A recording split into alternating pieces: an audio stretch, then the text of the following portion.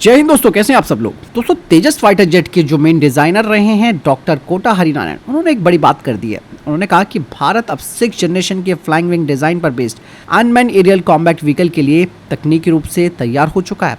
यही नहीं, वो आगे बताते हैं कि इस प्लेटफॉर्म में बड़े मॉडल पिछले कुछ सालों में उड़ रहे हैं। इवन उन्होंने बताया कि इस प्लेटफॉर्म के बड़े मॉडल पिछले कुछ सालों से उड़ रहे हैं और अगर सरकार हरी झंडी देती है तो इसे आगे बढ़ाया जा सकता है। यहाँ पर दोस्तों उन्होंने फ्लाइंग विंग डिजाइन का जिक्र किया है। इसमें कन्वेंशनल एयरक्राफ्ट जैसी पूंछ और वर्टिकल स्टेबलाइजर्स नहीं होते हैं। पूरा एयरक्राफ्ट एक पंख जैसा दिखता है, जिससे इसकी स्टेल्थ क्षमता जो है वो बढ़ जाती है। हालांकि उन्होंने किसी प्रोजेक्ट का नाम तो नहीं लिया, लेकिन ये बात भारत के घातक यूकैफ की ओर इशारा भी कर रही है। ये प्रोजेक्ट डीआरडीओ और एडीए दोनों मिलकर तैयार कर रहे हैं, जिसमें कि कावेरी ड्राई इंजन का इस्तेमाल किया जाएगा और ये भारत का पहला स्टेल्थ स्ट्राइक ड्रोन होगा। यहाँ पर दोस्तों थोड़ी प्रॉब्लम भी सामने आई है। आपको अगर मैं बताऊं तो तकनीकी तैयारियों की अगर बात की जाए तो वो तो काफ़ी अच्छी है हमारी, लेकिन प्रॉब्लम ये है कि अभी तक भारत सरकार ने घातक या फिर 6th जनरेशन यानी कि छठी पीढ़ी के यूकैफ को लेकर कोई भी ऑफिशियली ऐलान नहीं किया है और ना ही इसकी टाइमलाइन को क्लियर किया गया है कि कब तक ये तैयार हो जाएगा। इवन टेस्टिंग डेटा या फिर प्रोटोटाइप भी इसका कई बार दिखाया जा चुका है। भारत फिलहाल अपने एमका जो कि 5th जनरेशन का फाइटर जेट है उस पर तो काम कर रहा है, लेकिन एमका भी टेस्ट फेज में नहीं आया है।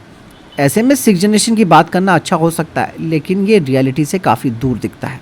दुनिया की अगर बात की जाए तो अमेरिका का जो NGAD प्रोग्राम है वो काफ़ी एडवांस है और चल रहा है। ब्रिटेन, जापान और इटली की बात की जाए तो वो GCAP प्रोग्राम को शुरू कर चुके हैं। इवन फ्रांस, जर्मनी और स्पेन FCAS के तहत प्रोटोटाइप तैयार कर रहे हैं और इस रेस में भारत नया खिलाड़ी है। ऐसे में भारत को पॉलिसी, फंडिंग और टाइम बाउंड रोड मैप की सख्त जरूरत है। मतलब साफ है, डॉक्टर हरिनारायण जी का बयान बताता है कि भारत अब सिर्फ दूसरे देशों की तकनीक देखने वाला देश नहीं है, बल्कि वो खुद इस तरीके के प्रोग्राम को लीड कर सकता है। लेकिन दोस्तों, अगर हम वाकई में 6th जनरेशन की दिशा में आगे बढ़ना चाहते हैं तो केवल सिर्फ तैयार रहने वाली बात से काम नहीं चलने वाला।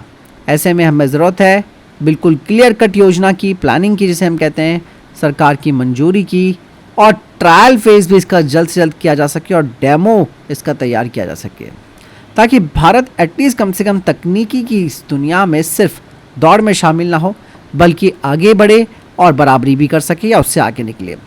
मतलब साफ है कि भारत 6th जनरेशन के फाइटर जेट के बारे में सोचना तो शुरू कर गया है, लेकिन हकीकत में उसे बदलना, हकीकत में उसे दिखाना, ये चुनौती बनता जा रहा है। हालांकि 6th जनरेशन टेक्नोलॉजी आगे आने वाली काफ़ी महत्वपूर्ण टेक्नोलॉजी होगी। फिलहाल आपको क्या लगता है इस बारे में कमेंट सेक्शन में लिखकर जरूर बताइएगा। वीडियो को लाइक और शेयर जरूर कीजिएगा। ख्याल रखिएगा अपना। जय हिंद, वंदे मातरम।